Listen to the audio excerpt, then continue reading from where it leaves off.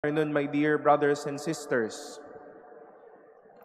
We remember today the life of Saint John Bosco. As we have said, we call him the father and the teacher of the young. Sa kanya pong buhay, nagpatayo siya ng mga tinatawag nating mga oratorio.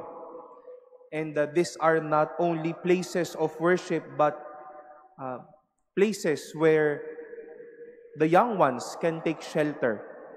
At ang oratoryong ito ay naitayo para matipon ang mga kabataan na minsang napinsala nung krisis nung panahon o siglo na iyon. Young people then were called to trading and the early years of working.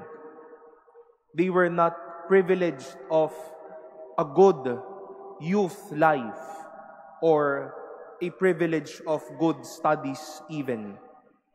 And that is why Don Giovanni Bosco gathered these young ones to experience what life is all about. Was it so easy for Don Bosco? It was not so. It was not easy to begin with small steps, with small seeds, with small beginnings of their life. Siguro parents and guardians here would share the sentiment of John Bosco that to take care of young ones are kind of a difficult call. You will invest with both time, treasure, and savings, and have that ROI or that return of investment once that they hopefully reach their goals. It was not so easy to begin with those small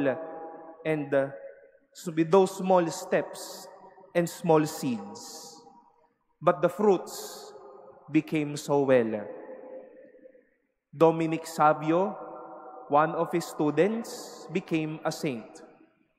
Many from that oratorio entered the religious life and the priesthood. Many faced a graceful life after their experience with Don Bosco. We've heard two small seeds that Jesus taught through the parables. The seed that this man planted and the mustard seed. Two small seeds, and yet with the process became rich and grew well. It might be so small at the start, but see how it became fruitful in life. Like Don Bosco and these seeds that Jesus is teaching all of us, be patient with small steps, with small seeds, with small beginnings. What may come so small and frail at the beginning may be fruitful all along. What may come as so little may be the greatest after all. Baka po may hinaharap tayong mga mumunti o may mga mumunting mga bagay sa buhay po natin. Big results come from small undertakings.